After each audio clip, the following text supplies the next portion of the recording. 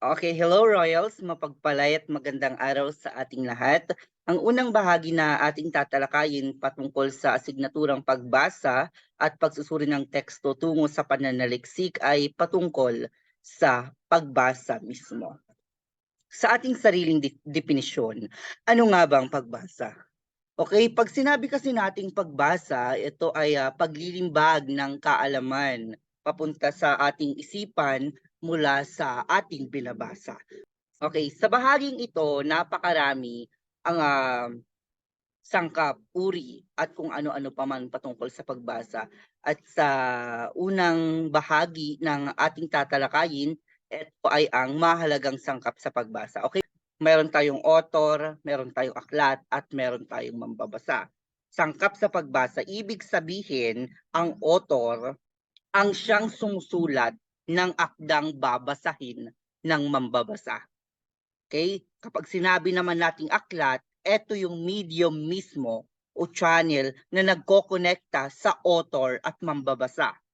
Okay? Pag sinabi naman nating mambabasa, ito yung nagbabasa ng medium. Okay? Ito yung nagbabasa ng aklat na sinulat mismo ng author. Ganun lamang. Okay? Ganun lamang kasimple ang mahalagang sangkap sa pagbasa. Now, dumako naman tayo sa apat na hakbang sa pagbasa. Alam naman natin lahat na kapag sinabi nating pagbasa, ito ay isang complex na kognitibong proseso ng pagtuklas, no? Na sa kahulugan ng bawat simbolo upang makakuha tayo ng kahulugan o makabuo tayo ng kahulugan. Sa unang bahagi, ang integrasyon. Okay? Para sa mga mambabasang may malawak na kaalaman ng unang bahagi. Sapagkat ang integrasyon o asimilasyon, ito ay hakbang na isinasama o inuugnay natin ang kaalamang nabasa na sa mga dati ng kaalaman o karanasan. Kumbaga, ito yung pag-uugnay-ugnay ng mga bago at nagdaang karanasan sa pagbibigay kahulugan ng teksto. Yun yung integrasyon. Okay, ano naman yung reaksyon sa pangalawang bahagi ng hakbang sa pagbasa? Okay, ito ay hinahatulan o pinapasyahan natin ang kawastuhan, kahusayan at pagpapahalaga ng isang teksto. Okay, ito yung saloobin ng mambabasa sa akda.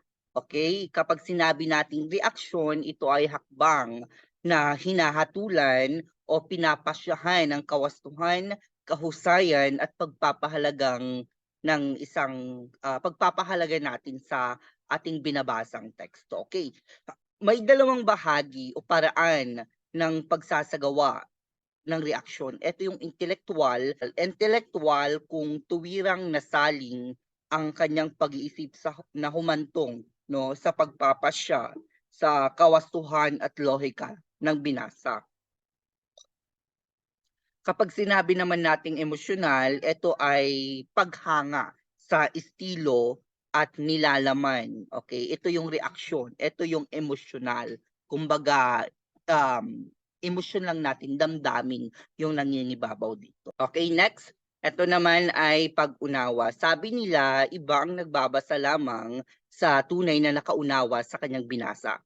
Pag-unawa ang ikatlong bahagi na o hakbang sa pagbasa. Ito ay pagpuproseso ng mga impormasyon o kaisipang ipinahayag ng simbolong nakalimbag sa binasa. Kapag sinabi naman nating perception, ito ay hakbang sa pagkilala ng mga nakalimbag na simbolo o maging sa pagbigkas ng wasto sa mga simbolong binasa. Okay, dumako naman tayo sa uri ng pagbasa. Okay, ganito yan. Kapag sinabi nating intensibo, okay? Intensibo, ito ay detalyadong pagsusuri ng isang teksto at kinapapalooban ng malalimang pagsusuri sa pagkakaugnay-ugnay, struktura at uri ng diskurso sa loob ng teksto. Kapag sinabi naman nating ekstensibo, ito ay manlibang. Kumbaga ang layunin nito ay manlibang at maunawaan ang pangkalatang ideya ng teksto at hindi ang mga espesipikong detalye na nakapaloob dito. Okay, sa intensibong pagbabasa, ito ay may malawakan at malalimang pagsusuri. Kapag sinabi kasi natin ekstensibo, may uri pa yan, may sangay pa yan. Ito yung scanning at skimming na tinatawag. Kapag sinabi nating scanning, ito ay mabilisang pagbasa ng isang teksto na ang focus ay hanapin ang espesipikong impormasyon na itinakda bago bumasa. Okay? Kinapapalooban ito ng bilis at talas ng mata sa paghahanap. Now, kapag sinabi naman nating skimming, ito ay mabilisang pagbasa na ang layunin ay alamin ang kahulugan at kabuuan ng teksto, kung papaano inorganisa ang mga ideya at kabuuan ng diskurso ng isang teksto at kung ano ang pananaw at layunin ng manunulat. Okay, ulitin natin. Kapag sinabi nating skimming, ang layunin nito ay hanapin, okay, alamin kung ano ang kahulugan ng kabuuang teksto. Kapag sinabi naman nating scanning na pagbabasa, ito ay mabilisang pagbasa na ang layunin ay hanapin lamang ang espesipikong impormasyon sa ating binabasa. Dumako naman tayo sa primarya, siyasat, analytical, syntopical. Ito ay ang antas ng pagbasa. Pag sinabi nating primarya, kumbaga elementary pa lamang, no? Ito ang pinakamababang antas ng pagbasa at pantulong upang makamit natin ang literacy sa pagbasa. Kumbaga, kinapapalooban ito ng pagtukoy sa tiyak na datos at espesipikong impormasyon gaya ng petsa, setting, lugar, mga tauhan sa pagbasa. Okay?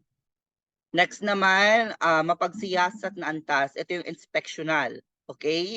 Sa bahaging ito, sa antas na ito, nauunawaan ng mambabasa ang kabuuang teksto at nakapagbibigay ito ng impresyon. Sa pamamagitan nito, nakapagbibigay ng mabilisan, ngunit makabuluhang paunang review sa isang teksto upang matukoy kung kinakailangan at kung maaari itong basahin ng mas malalim. Ganun yung mapagsiyasat. Kumbaga, inspectional nga siya.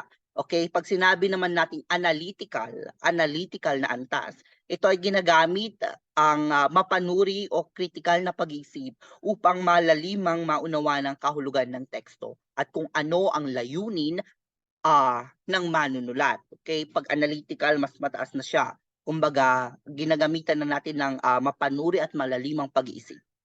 Next tayo, ito ay ang syntopical. Okay.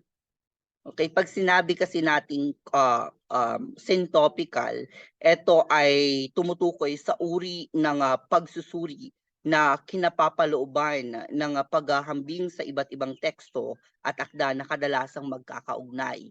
Okay, kumbaga sa syntopical na antas, mas mataas na siya, no? Kumpara sa primarya, mapagsiyasat at analytical. Now, okay, dumako naman tayo sa mga pananaw sa proseso ng pagbasa. Ito yung teoryang top-down. Ang teoryang top-down, ibig sabihin, ang pag-unawa ng mambabasa ay nagsisimula sa kanyang isip patungo sa teksto. Kumbaga, ang pag-unawa at pagbibigay kahulugan niya sa teksto ay ayon sa kanya. Hindi niya mismo nakukuha sa mismong teksto. Okay? Kumbaga, ang pag-unawa natin sa ating binabasa, sa ating sa aklat ay nanggagaling sa ating isipan patungo sa teksto. Kaiba ito sa teoryang bottom-up. Kapag sinabi nating teoryang bottom-up, ang pag-unawa ay nagmumula sa teksto patungo sa isipan ng tao. Kumbaga, ito ay outside in o data-driven. Kumbaga, sapagkat ang impormasyon sa pag-unawa ay hindi nagmula o nanggaling sa tagabasa, kundi sa teksto. Okay? Ang top-down, ang pag-unawa ay nanggaling sa isipan ng isang tao patungo sa teksto, ang bottom-up mula sa teksto patungo sa tao. Ganun. Kumbaga, kapag sinabi naman nating teoryang eskema, ito ay pumapatungkol o ang dati ng kaalaman ang siyang saligang nalalaman at ang kayariang balangkas ng dati ng kaalaman. Yun yung teoryang eskema. Kapag sinabi naman nating teoryang interactive, binibigyan din dito ang pag-unawa bilang proseso at hindi bilang isang produkto.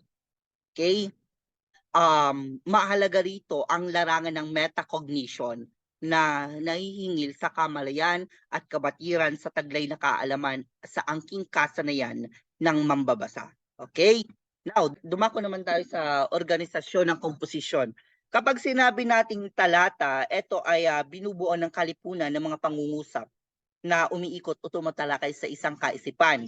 Kapag sinabi naman nating pamaksang pangungusap, ito yung tagapaglagom ng kaisipan ng talata. Sa pantulong na pangungusap, ang pantulong, yun yung sosuporta sa paksa mo. Okay? Malinaw? Bako naman tayo sa huling bahagi ng ating talakayan. Ito ang katangian ng isang mabisang talata o komposisyon. Sa kaisahan, ang mga pangungusap ay umiikot sa iisang diwa lamang. Walang kaisahan ang talata kung watak-watak ang ideyang ipinapahayag nito. Okay? Kinakailangan lahat ng pangungusap ay magkatulong-tulong at mapalitaw ang kaisipang nais palabasin. Kumbaga magkakaugnay-ugnay ang laman ng talata upang mabuo natin ang isang komposisyon. Okay, dumako naman tayo sa kaugnayan. Kapag sinabi natin kaugnayan, kinakailangan magkakaugnay ang mga pangungusap upang matuluyang daloy ng diwa mula sa simula hanggang sa dulo ng pahayag. Ito yung sinasabi ko, kumbaga magkakakonekta na. Okay? Last one, sinabi naman nating tuon, ito ay may iisa lamang tuon o emphasis. Batay sa posisyon, proposisyon, at pag-uulit ng salita o tunog. Ang tuon ayon sa posisyon ay tungkol sa paglalagay ng pangunahing ideya sa simula o sa huling bahagi na nagsisilbing unang pasilip. Okay? Samantalang ang pangunahing ideya dito ay naglalayong maglagum. Kumbaga ang tuon ay tumutukoy sa haba o ikli ng pangungusap sa bawat talata. Kaya may pagkakataon din na inihiwalay ang isa o ilang pangungusap upang higit na mabigyan ng tuon o emphasis kung anong meron sa bawat talata, kung ano ang binibigyang diin at kung ano ang diwa. Sa komposisyon, mahalaga ang kaisipan, kaugnayan at tuon. Yan lamang ang unang bahagi ng ating talakayan sa pagbasa at pagsusuri ng teksto tungo sa pananaliksik. Hanggang sa muli,